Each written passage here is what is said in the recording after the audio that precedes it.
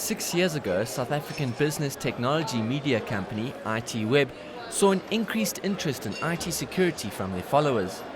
This is how the IT Web Security Summit was born, a platform for delegates to exchange business cards, discuss the latest trends in IT security, and for exhibitors within the IT security sector to show off their services. We realized that security is an increasingly important topic. All our top stories, all our best read stories, always had an element of information security, how to secure your information assets.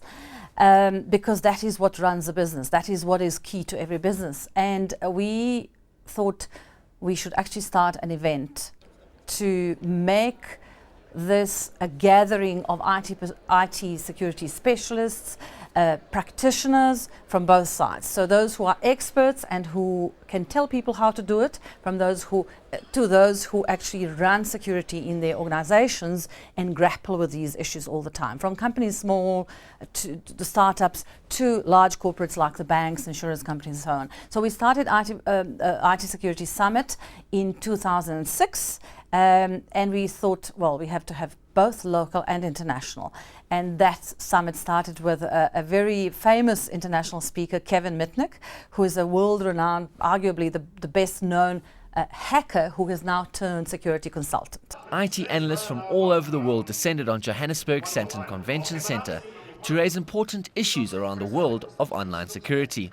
We have international speakers such as a security expert at Google, the head of security at Salesforce.com, which is the biggest business application, software application in the cloud, to things like Farmville, which is a game that people play on the internet that poses immense problems in terms of how to protect that environment when 70 million people play Farmville every month.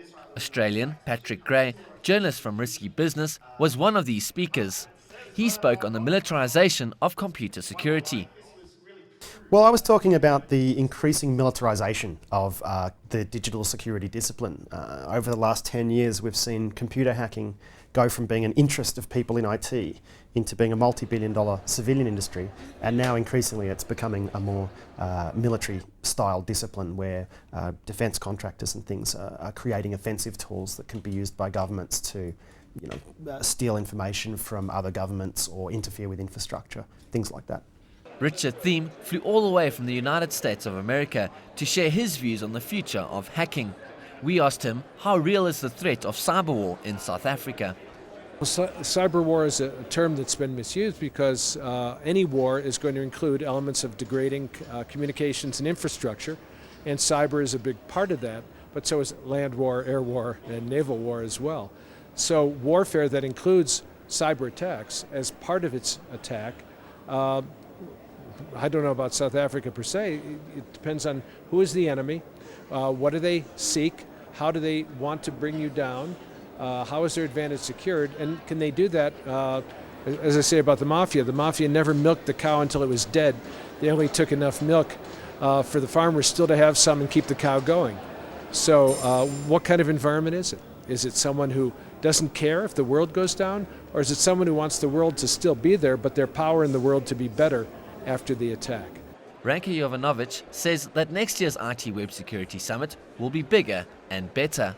We would like to grow the event and have more speakers from all over the world.